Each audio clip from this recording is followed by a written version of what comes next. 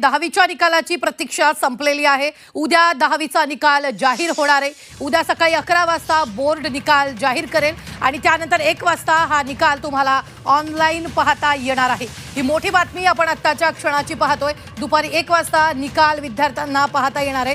महत्त्वाच्या अधिकृत संकेतस्थळांवर हा रिझल्ट विद्यार्थ्यांना पाहता येईल। maharesult.nic.in या वेबसाईटवर sscresult.mkcl.org आणि result.gov.in या अधिकृत संकेतस्थळांवर विद्यार्थ्यांना आपला निकाल पाहता येणार आहे। उद्या दुपारी 1 वाजता 10वीच्या विद्यार्थ्यांचा निकाल जाहीर होणार आहे।